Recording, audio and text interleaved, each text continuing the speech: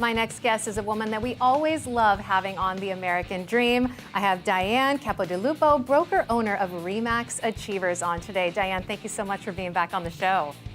Oh, it's my pleasure. I'm thrilled to be here, really. Thanks so much, Jen. Oh, absolutely. I know that we recently talked about appraisals the last time, and we couldn't really even get into the meat of our conversation, which really was going to focus in on overbidding situations and what to do when there's multiple offers. Tell me a little bit about what you do with your clients when there are overbidding situations and how you work that out with your appraisal and with the bank. Sure. It's very important.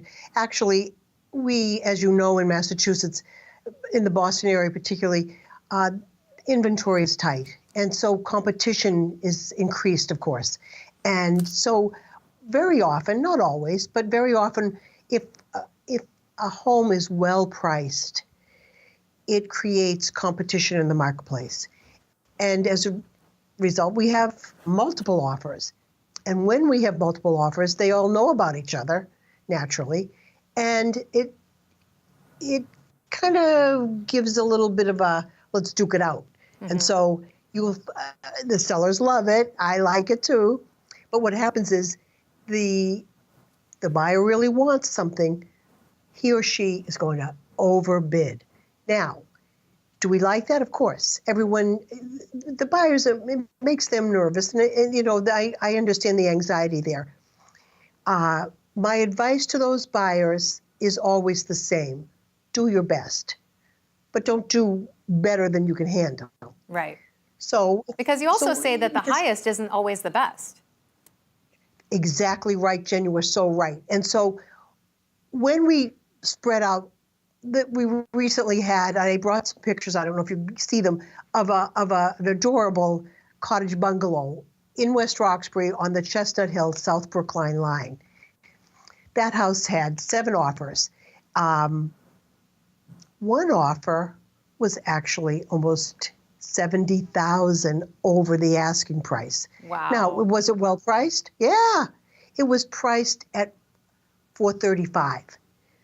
However, when the seller sat down and we went over each one, she chose one for less money. It was still $40,000 over asking, but it was a stronger cash offer. Mm-hmm.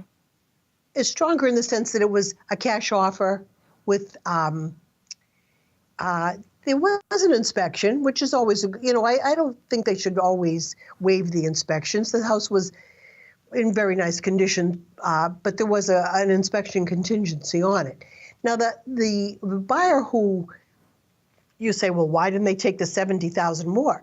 That buyer was only 3% down, which makes the appraisal, as you mentioned earlier, a little more dicey. Of an issue. Also, oh yeah, and I know you know what you're talking about. You've been around real estate long enough to know that. Good for you. So basically, Jen, you're so smart.